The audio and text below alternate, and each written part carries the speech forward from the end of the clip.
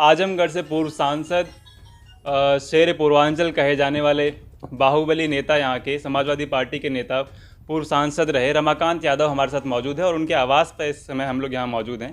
प्रदेश और केंद्र की निगाह में है कि उत्तर प्रदेश में इस समय भाजपा का विकल्प केवल मात्र समाजवादी पार्टी और अखिलेश यादव है। तो घर के सामने ट्रक लगा दिए, घर से नहीं निकलने पाए, और किसी पार्टी के किसी नेता के सामने तो नहीं लगाया गया।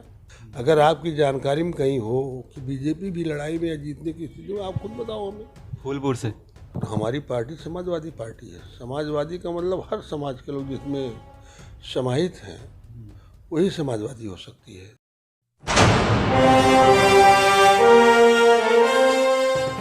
नमस्कार दोस्तों, मैं सुमित यादव, आप देख रहे हैं द सुनामी का चुनावी सफ़र। और हम लोग आपको पिछले करीब 2 महीने से पूर्वांचल की तस्वीर दिखा रहे हैं कि पूर्वांचल के लोग क्या चाह रहे हैं, किसको अपना मुख्यमंत्री देखना चाह रहे हैं। अगले 4 से 5 महीने बाद चुनाव है और आज हमारे साथ खास बातचीत करने के लिए मौजूद हैं और उनका नाम मैं बताऊंगा। उससे पहले मैं बता दूं कि इस समय हम लोग आजमगढ़ में मौजूद हैं और आजमगढ़ से पूर्व सांसद शेर पूर्वांचल कहे जाने वाले बाहुबली नेता, यहाँ के समाजवादी पार्टी के नेता, पूर्व सांसद रहे रमाकांत यादव हमारे साथ मौजूद है और उनके आवास पर इस समय हम लोग यहाँ मौजूद हैं।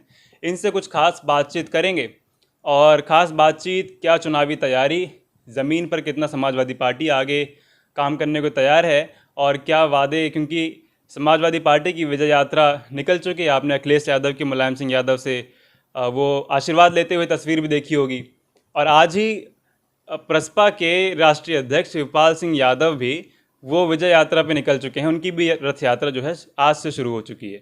तो कुछ मुद्दे जो चुनाव को लेके, स्टेट की राजनीति को लेके, प्रदेश की राजनीति को लेके, और कुछ क्योंकि ये विधानसभा फूलपुर ये बहुत खास, जहाँ से पहले कबीर ये साहब विधायक भी रह चुके हैं, आजमगढ़ से सांसद रह चुके हैं। इस समय इनके पुत्र अरुणकांत यादव विधायक हैं भाजपा से। तो कई सवाल हैं, सभी सवालों पर चर्चा करेंगे और समझने का प्रयास करेंगे कि इस बार 2022 में बाइसाइकिल आएगी कि नहीं। तो सर, शुरुआत हम यहाँ से करते हैं कि जो बाहुबली की उपाधि मिली है उसके बारे में आप क्या सोचते हैं? देखिए, बाहुबली की उपाधि जो है जनता ने दिया है और जनता की ताकत है, तमाम लोग ताकत है। बहुसंख्यक है तो सबकी ताकत को लेके बाहुबली लोग कहते हैं। मैं तो अपने मुंह से नहीं कहता, जनता कहती है बाहुबली, आम तौर से आप लोग कहते हैं। तो काफ़ी बवाल, मैंने जैसे कि अरुण जी का जिक्र किया अभी कि काफ़ी बवाल फूलपुर विधानसभा से है आजमगढ़ में, क्योंकि ये इतिहास रहा आजमगढ़ का कि भाजपा कोई सीट आजमगढ़ से नहीं निकाल पाई। लेकिन कहा जाता है कि अरुणकांत सीट इस वजह से निकाल पाए क्योंकि आप पिता हैं उनके। पिता तो ही है और उनके हम, तो उसमें भी कोई संदेह क्या? उसमें कोई संदेह नहीं है। सवाल ये है कि समाजवादी पार्टी, फिर आप क्योंकि समाजवादी पार्टी के अभिनेता हैं और क्योंकि बीच में भाजपा में गए थे, दोबारा लौटे हैं, और लेकिन अरुण जी अभी भी भाजपा से विधायक हैं। हाँ, भाजपा विधायक है। कुछ जैसा कि हम देख रहे हैं प्रदेश की राजनीति में लोग शिवपाल चाचा और अखिलेश की बात करते हैं तो भतीजे को आशीर्वाद नहीं मिल पा रहा है। इस बार पुत्र को आशीर्वाद मिलेगा कि नहीं मिलेगा? देखिए, तो हमारा अपना पर्सनल मामला है, इस पर कोई टिप्पणी नहीं। परिस्थितियाँ समय जैसा होता है वैसा फैसला लिया जाता है। तो चलिए हम समाजवादी पार्टी की बात करते हैं। विजय यात्रा पे निकल चुके हैं अखिलेश जी। देखिए, हमारे राष्ट्रीय अध्यक्ष माननीय अखिलेश जी, आज 12 तारीख है, पूरे प्रदेश में समाजवादी पार्टी का संदेश लेकर के, माननीय मुलायम सिंह यादव से आशीर्वाद लेकर के पूरे प्रदेश में विजय यात्रा का रथ लेके चल रहे हैं। और निश्चित रूप से आने वाले 2022 के चुनाव में 300 के ऊपर सीटें समाजवादी पार्टी लेने जा रही है और पूर्ण बहुमत की सरकार बनने जा रही है समाजवादी पार्टी के, और माननीय अखिलेश जी मुख्यमंत्री उत्तर प्रदेश के होंगे, उसमें कोई दो राय नहीं। आप 300 सीट बोल रहे हैं, अखिलेश जी तमाम इंटरव्यू दिए, कहते हैं कि 400 सीट समाजवादी पार्टी लेके आ रही। नहीं, 300 का मतलब हमने कहा 300 के ऊपर, हमने कहा है 300 के ऊपर 350 भी होगा, 400 भी होगा। 350 को हमने 300 के ऊपर कहा है, 300 के ऊपर 350 भी हो जाएगा, 400 भी हो जाएगा, 401 भी हो जाएगा। हमने कहा 300 के ऊपर कहा हमने, तो 350 मान लीजिए, 400 मान लीजिए, 401 भी मान लीजिए, 403 भी मान लीजिए। चलिए ठीक। तो और सवाल, क्योंकि 2021 चल रहा है, समाजवादी पार्टी हमेशा से इस पक्ष में रही कि जातिगत जनगणना होनी चाहिए। इस बार पार्लियामेंट, क्योंकि 2021 चल रहा है, जातिगत जनगणना होनी थी। 2011 के बाद जो जनगणना हुई उसका भी जो आंकड़े थे वो सामने नहीं आए थे, और 21 चल रहा है, 10 साल बाद वो जनगणना होनी थी। समाजवादी पार्टी और आपका व्यक्तिगत रूप से इस पे आप क्या सोचते हैं? देखिए, जातिगत जनगणना होना चाहिए, 100% होना चाहिए। अगर ये सरकार नहीं करवा रही है तो सरकार गलत कर रही है। सरकार को कराना चाहिए कि कितनी किसकी संख्या है, संख्या के आधार पर जो हमारा हक है, हिस्सा है, हिस्सेदारी, भागीदारी, उसी के आधार पे होगी। सरकार इसलिए डर रही है कि निश्चित रूप से कहने के लिए तो उत्तर प्रदेश में पिछड़ी जात के लोग 54% कहे जाते हैं, और जातिगत जनगणना होगी तो पिछड़ा वर्ग कम कम 65% जाएगा, अनुसूचित जाएगा 22%, 23%, जनरल के लोग मात्र 10% के अंदर आ जाएंगे। तो इसलिए डर बस नहीं कि जान जाएंगे पिछड़े और दलित, जान जाएंगे जो हमारी संख्या है, इनकी जो संख्या जान जाएंगे तो अपना हक अधिकार मांगेंगे तो सरकार परेशानी में पड़ जाएगी। इसलिए हमेशा हमारे पिछड़ों को, दलितों को गुमराह करते हैं ये भारतीय जनता पार्टी के लोग, इसीलिए जनगणना नहीं कराना चाहते हैं। और हम लोग चाहते हैं जनगणना हो, चाहे वो किसी भी दल का हो, जो पिछड़ा है, दलित है, वो निश्चित रूप से चाह रहा है जनगणना होनी चाहिए। तो अगर आप ये मानते हैं कि जो जनरल कैटेगरी के लोग हैं वो केवल 10% हैं, बाकी ओबीसी, एससी, एसटी और माइनॉरिटीज़ जो हैं वो 90% है कुल मिला के, और उसमें जनरल में ठाकुर और भूमिहार, ब्राह्मण सब आते हैं, कहा जाता है जो देखिए, जो भी जनरल में लोग आते हैं उनकी संख्या 10 से ऊपर नहीं है, लेकिन रात तो ही कर रहे हैं। और उसका कारण है कि जातिगत जनगणना नहीं हुई, हमारे लोग अपनी संख्या नहीं समझ पाए, अभी तक हमारे लोग अपने अधिकार के बारे में खड़ी हो रहे हैं कायदे से। जान जाएंगे तो निश्चित रूप से जब जनगणना होने के बाद सबको जानकारी हो जाएगी कि हमारी क्या संख्या है, क्या संख्या बल है, तो निश्चित रूप से हमारे लोगों के अंदर मजबूती आएगी, ताकत आएगी। सवाल ये है फिर कि अगर आपको विश्वास है कि वो केवल 10% हैं, तो उसके बाद ब्राह्मण सम्मेलन और ब्राह्मण वोट की ज़रूरत कहाँ पड़ती है? देखिए, वोट, हमारी पार्टी समाजवादी पार्टी है। समाजवादी का मतलब हर समाज के लोग जिसमें समाहित हैं वही समाजवादी हो सकती है। तो जनगणना अलग चीज़ है, और सम्मेलन, वोट मांगना, वोट लेना, वोट देना, टिकट देना, ये तो सर्व समाज के लोग समाजवादी पार्टी में रहेंगे ना।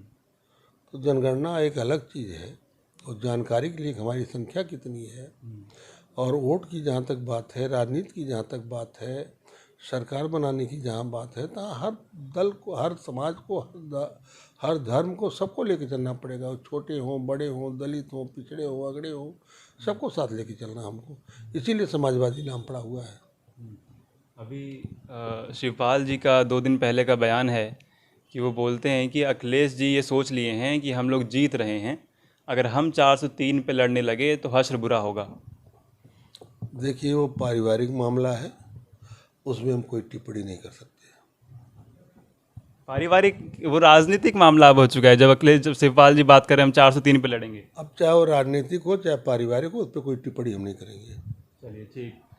अभी हाल ही में घटना हुई लखीमपुर खीरी की, अखिलेश जी भी वहाँ पहुँचे, 7 अक्टूबर को पहुँचे, और लेकिन सवाल फिर लोग यहाँ खड़ा शुरू कर रहे हैं कि अखिलेश जी 7 अक्टूबर को पहुँचे, उससे पहले प्रियंका जी पहुँच गई, उनसे पहले राहुल गांधी पहुँच गए, उनसे पहले जयंत चौधरी पहुँच गए, उनसे पहले संजय सिंह पहुँच गए, अखिलेश जी को इतनी देरी कहाँ हुई? देखिए, हमारे राष्ट्रीय अध्यक्ष जी अखिलेश जी जो है देरी नहीं किए हैं, तुरंत निकले हैं। लेकिन जो भारत सरकार है भारतीय जनता पार्टी की, उत्तर प्रदेश सरकार भारतीय जनता पार्टी की है, इन दोनों के निगाह में, प्रदेश और केंद्र के निगाह में है कि उत्तर प्रदेश में इस समय भाजपा का विकल्प केवल मात्र समाजवादी पार्टी और अखिलेश यादव है। इसलिए पूरी ताकत से सरकार ने उनको रोकने का काम किया है। जब वो प्रशासन रोक रहा है, उन्होंने लखनऊ में ही धरने पर बैठ के, आपने देखा होगा, तमाम हल्ला हुआ, तमाम नारे लगे, तमाम किसानों के पक्ष में लड़ाइयाँ लड़ी गई।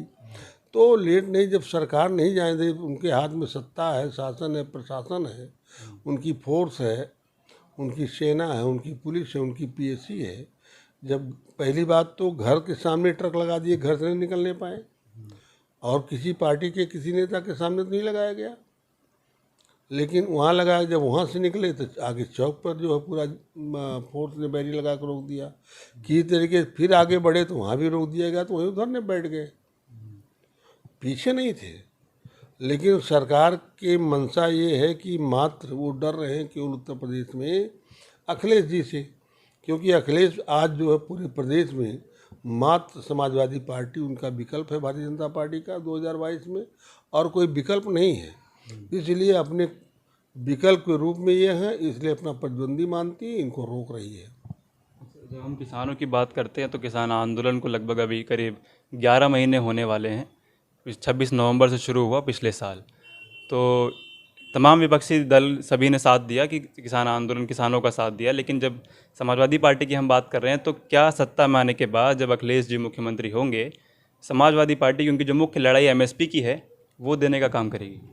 देखिए, समाजवादी पार्टी के राष्ट्रीय अध्यक्ष हमेशा जो किसानों की मांग है उस पर अडिग हैं, खड़े हैं, लड़ाई लड़ रहे हैं। आपने देखा होगा मथुरा में, मेरठ में, मुजफ्फरनगर में तमाम किसान पंचायत जयंती जी के साथ किया इन्होंने। और आपने देखा होगा अगले वर्ष जनवरी में ट्रैक्टर रैली भी निकाली गई पूरे प्रदेश में, किसानों के पक्ष में साइकिल यात्रा भी पूरे प्रदेश में निकाली गई। तो ये तो हर तरह से किसानों के साथ खड़े हैं, क्योंकि हमारा अन्नदाता किसान है।